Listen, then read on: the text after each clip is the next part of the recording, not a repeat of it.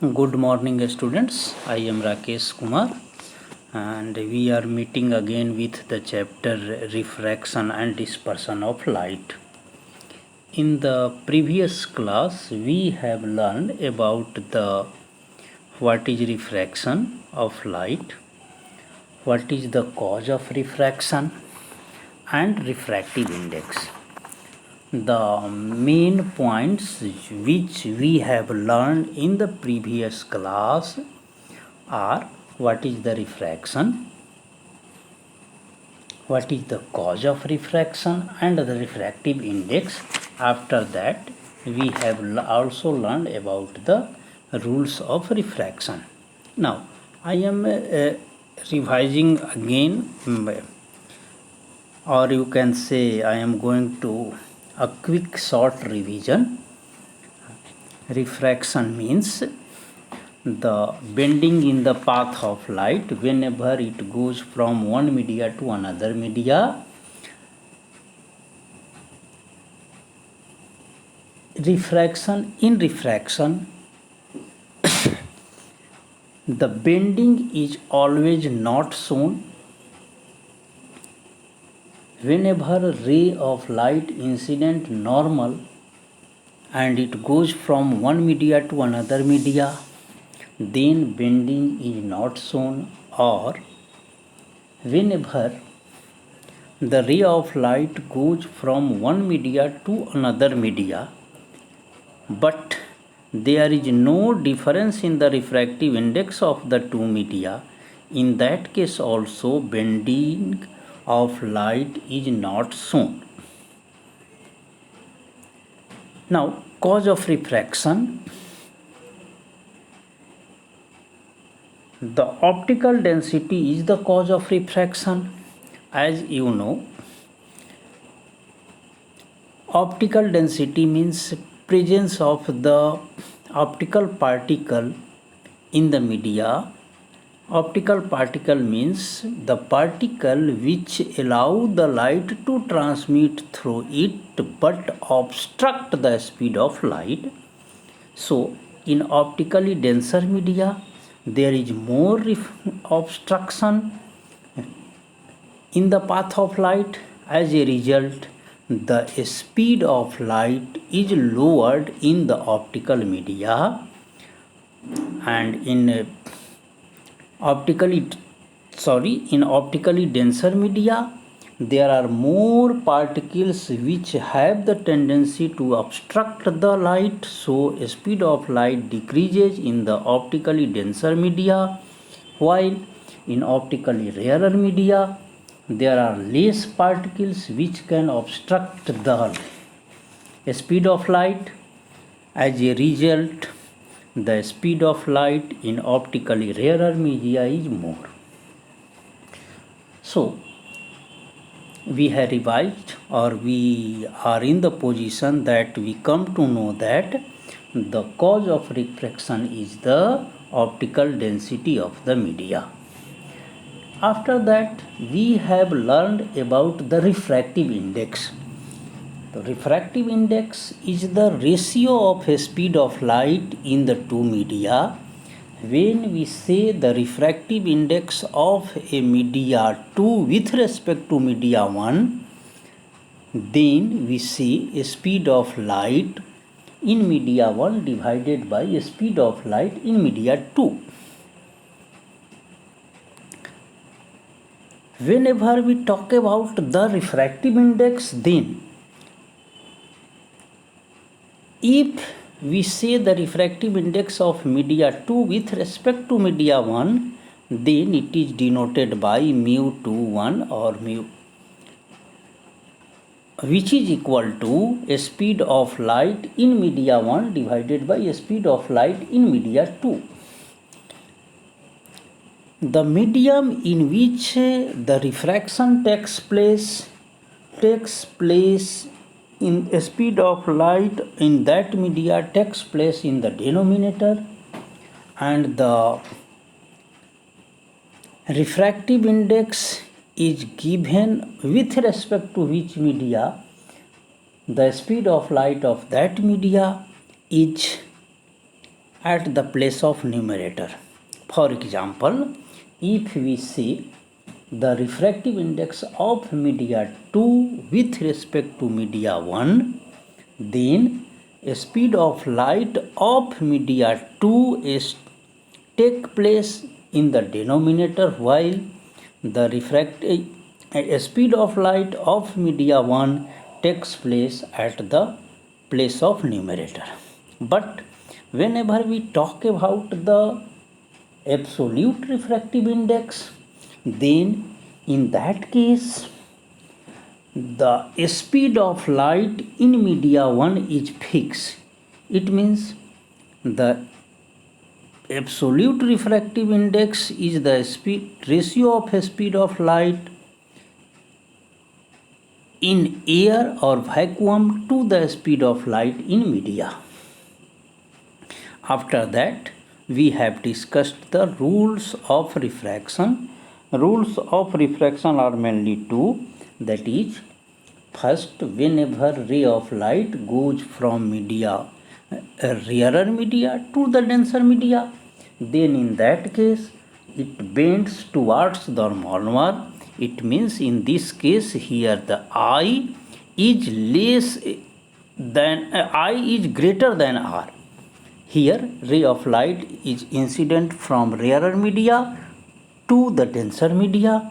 So angle of incidence in rarer media is more than the angle of incidence in angle.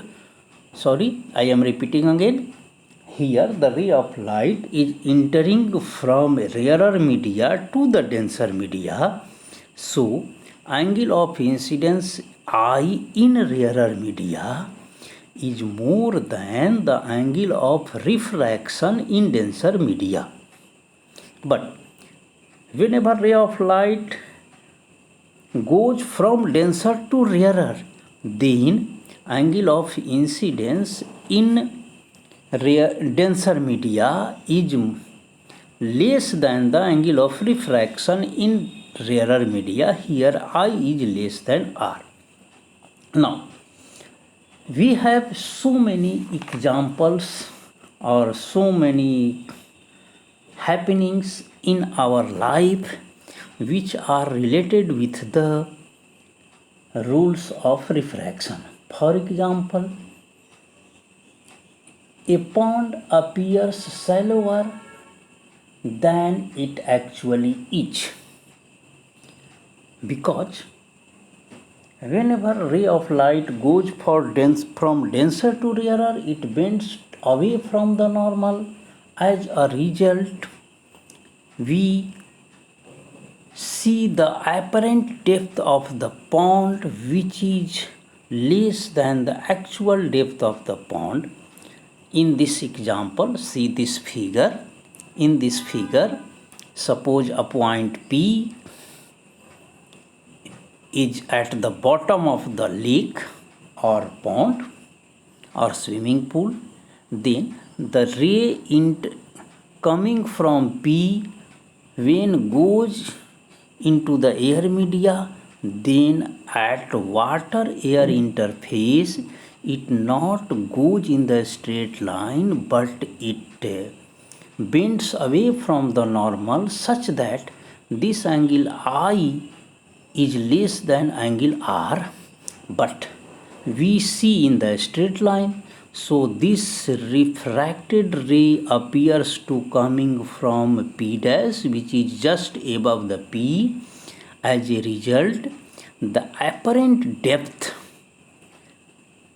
of P dash from the upper surface is less than the real depth, which is P from the which starts from P to the upper surface.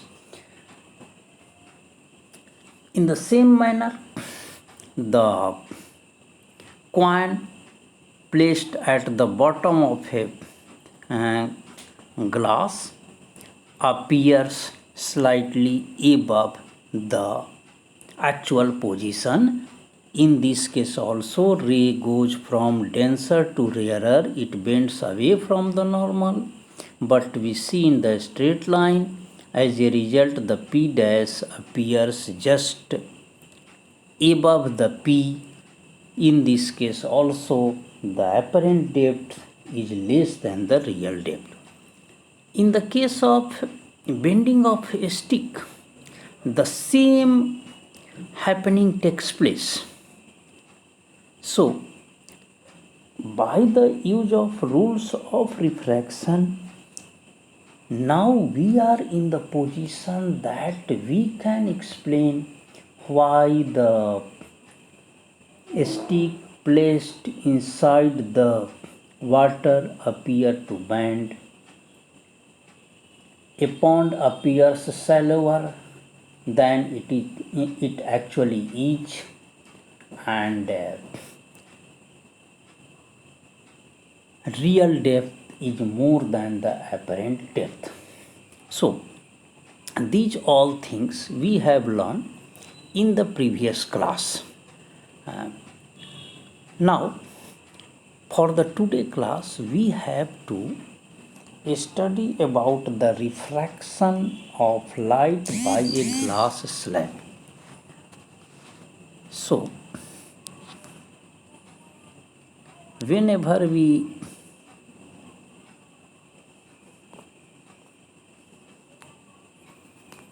discuss about the refraction of light by a glass slab, then we have to carefully examine this figure.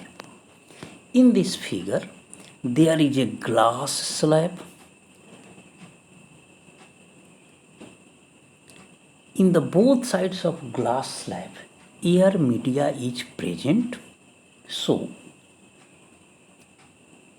AB phase separates the glass and air, while the CD phase also separates the glass and air. But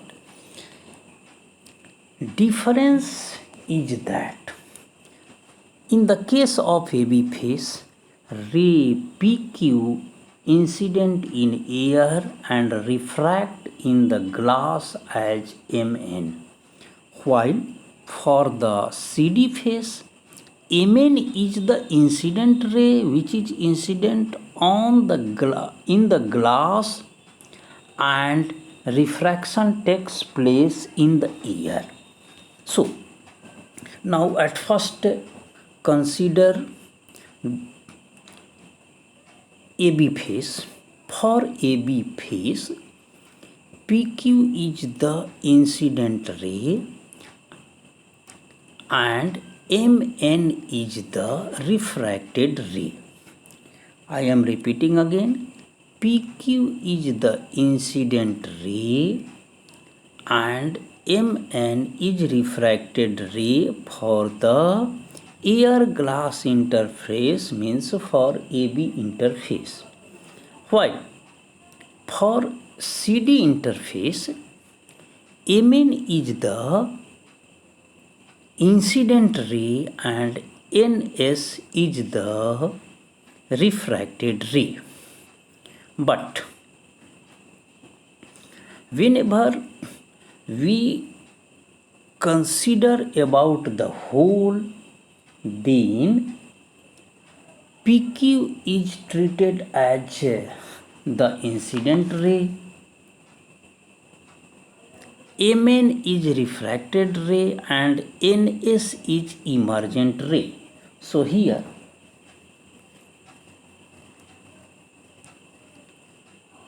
a question is asked that what do you mean by the emergent ray? Then we say, whenever ray of light goes from a rarer to denser and again finally comes out into the rarer media, then final emergent ray is known as final refracted ray is known as emergent ray. I am repeating again.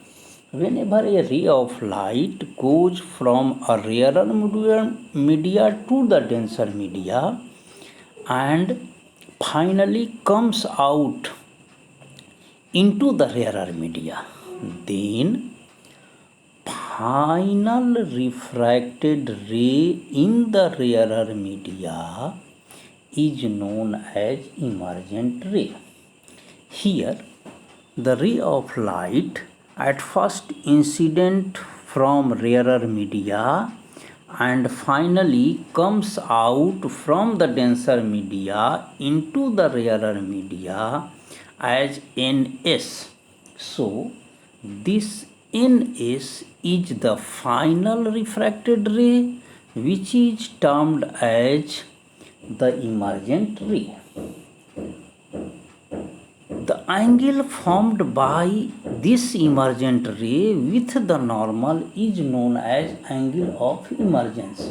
So, here this angle TNR is the angle of emergence, while the NS means final refracted ray is known as emergent ray. So, here two important terms, we get the two important terms which is new for us. One is emergent ray and another one is the angle of emergence. So these two terms are very important for this.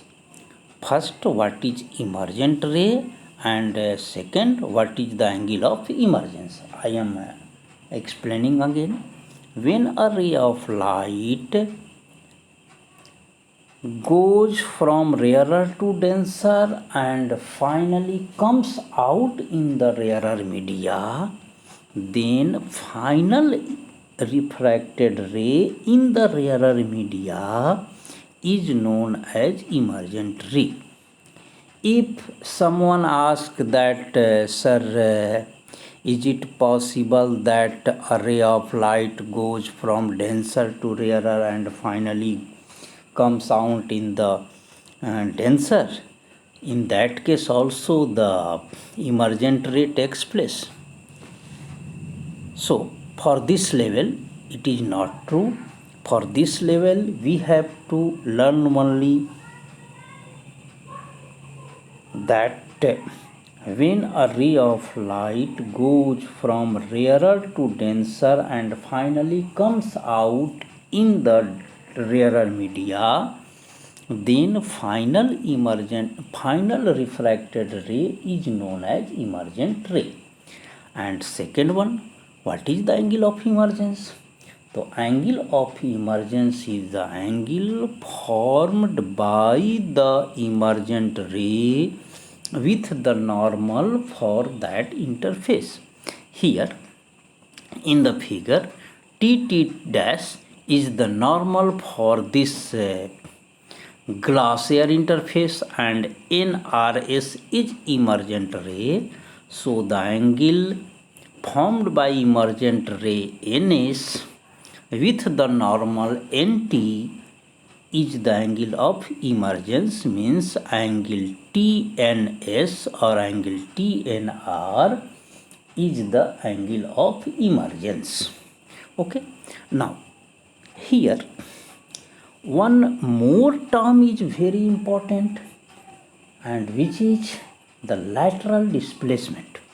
Here you see that ray, the actual path of the ray is PQMNRS.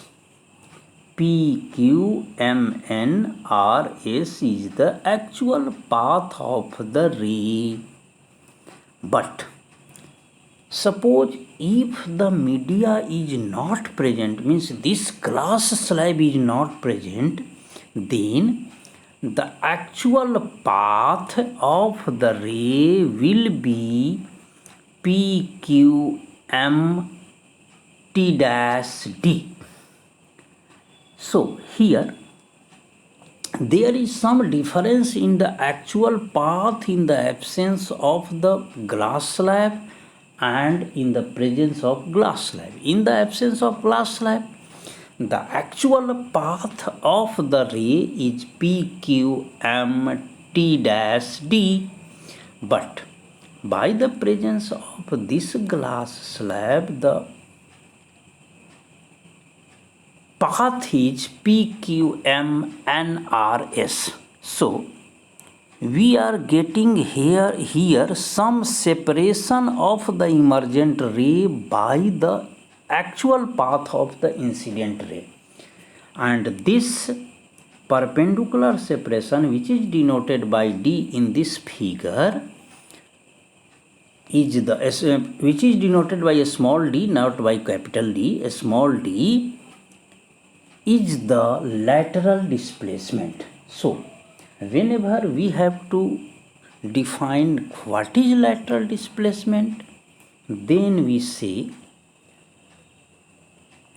the perpendicular separation of the emergent ray with the actual direction of the incident ray is known as lateral displacement.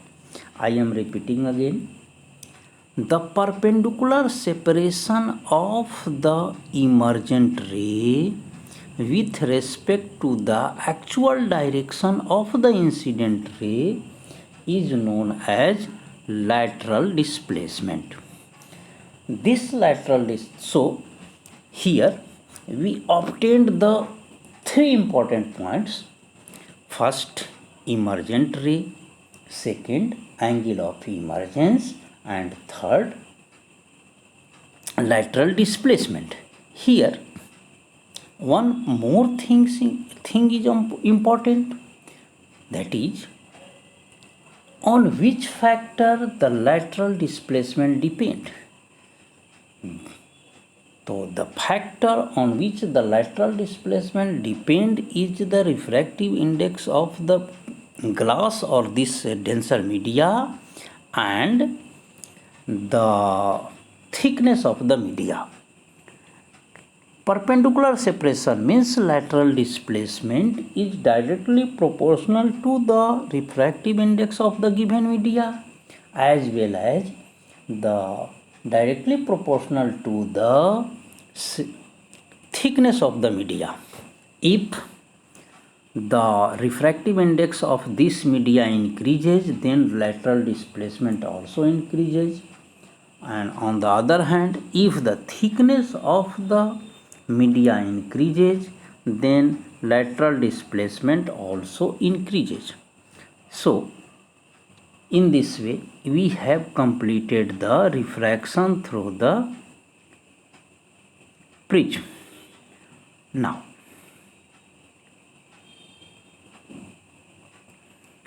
we have to learn dispersion of white light by a glass prism.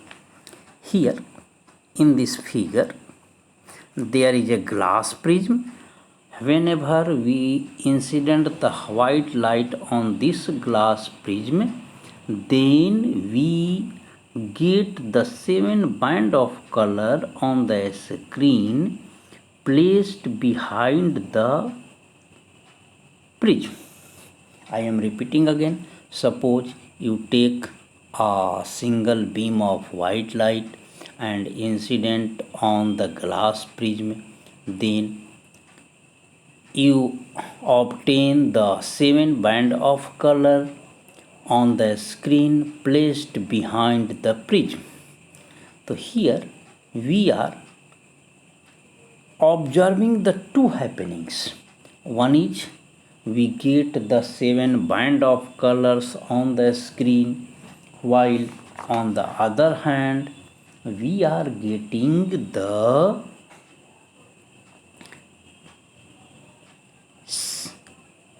some dispersion, means a splitting of white light.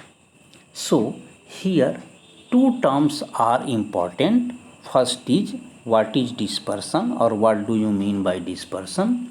So whenever we have to define the dispersion, then we say when a beam of light incident on a prism or passes through a prism, then a splitting of white light into its 7 constituents color is known as dispersion of light. I am repeating again. whenever white beam of light passes through a prism, then a splitting of white light into its constituent color is known as dispersion of light. So dispersion is the a splitting of light, white light, into its constituent color. Actually, in fact, white light is not white. It is a combination of 7 colors: violet, indigo, blue, green, yellow, orange, and red. So, when the white beam of light passes through the prism, then it split up, means the 7 colors, band of colors which are bounded together to form a white beam of light are separated with each other. So a splitting means distribute into its original form is known as dispersion of light, while another term is spectrum or spectrum. So one another question may be asked, that what do you mean by the spectrum? Then we define, when white beam of light passes through a prism, then we get the 7 band of colors on the screen placed behind the prism. So getting the 7 band of the color on the screen placed behind the prism, when a white beam of light passes through it, is known as a spectrum. So these two are not the same, these two are different. A splitting of white light into 7 color is known as dispersion of light, while getting the 7 band of color on the screen is known as a spectrum. So these are both the two terms. Now one question is here, that why these 7 colors separated by the prism, or can the prism produces the color? Reply is no. Actually, whenever white beam of light passes through the prism, then the speed of light changes. As a result, the different constituents colors of light changes their speed, and they collected at the some particular places. As a result, we get the spectrum. Here one more thing is visible, that not only dispersion takes place by a prism. When a ray of light incident on a prism, then these rays also bends towards the base, means these refracted ray and the direction of incident ray makes some or inclined at some angle, and this is known as deviation of light. Means whenever ray of light passes through a prism, then it deviates through its original path. So this is known as deviation. So deviation means bending in the path of light whenever it passes through a prism. So here we are also noticing the deviation. So whenever a ray of light, white light, passes through a prism, we clearly see the deviation, dispersion, and a spectrum.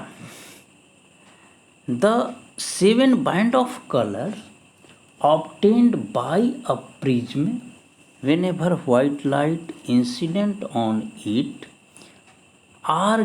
is given by a single formula VIBGYOR, means VIBGYOR, from lower to upper, means in the lower end of the spectrum V is obtained. V stand for violet, after that I for indigo, after that B for blue, then green, G for green, after that Y for yellow, and orange for O for orange, and R for red.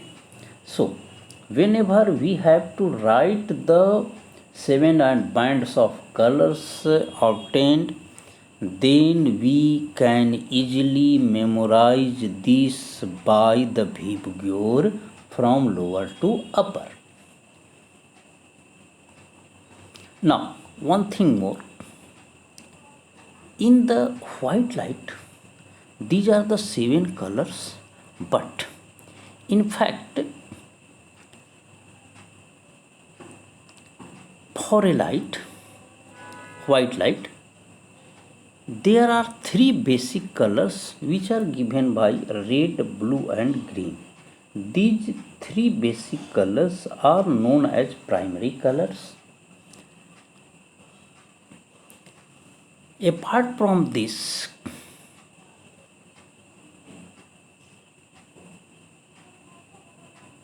the color obtained by the mixing of two primary colors is known as secondary color.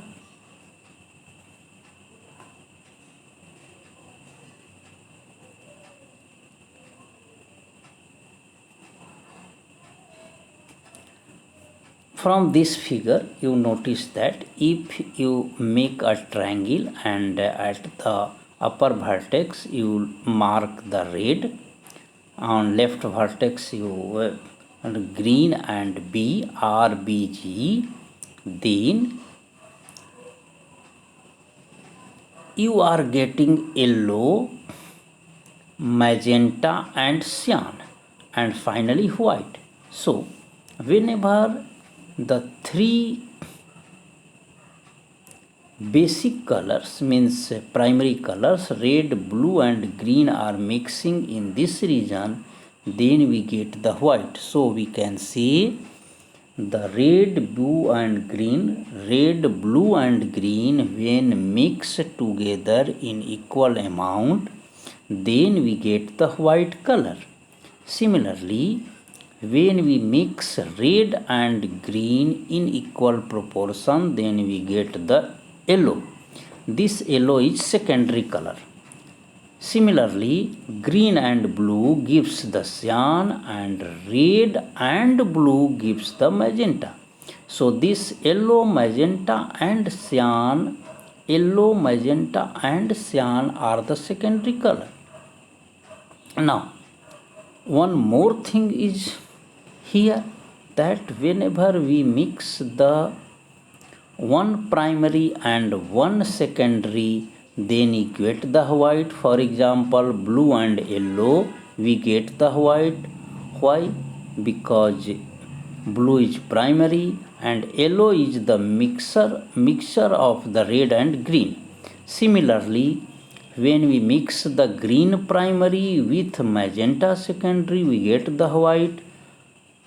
In the same manner, when we mix the red primary with the cyan secondary, then again we get the white. So in this way we have completed the dispersion, deviation, and spectrum. Now one thing more, rainbow. So rainbow is a natural effect of dispersion in formation of rainbow. The dispersion takes place not by the prism, but it happens due to the small droplets of water suspended in the sky just after the raining. You observe the rainbow. Rainbow is nothing but a natural spectra formed by the sunlight with the help of water droplets suspended in the sky. Here the water droplets behaves like a prism. So rainbow is a natural spectrum. Now homework section. So in homework section, 3 more terms. What do you mean by emergent ray? What do you mean by angle of emergence? What do you mean by the lateral displacement or define the lateral displacement? And fourth, what do you mean by the dispersion of light? And what do you mean by the spectrum? Similarly, you may write what is rainbow. So in this way, I have finished this section.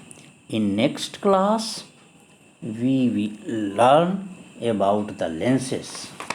So different lenses and different terms are related with lenses. After that, the image formed by the lenses. Okay, this is enough for the today's class. So thank you. Have a good day.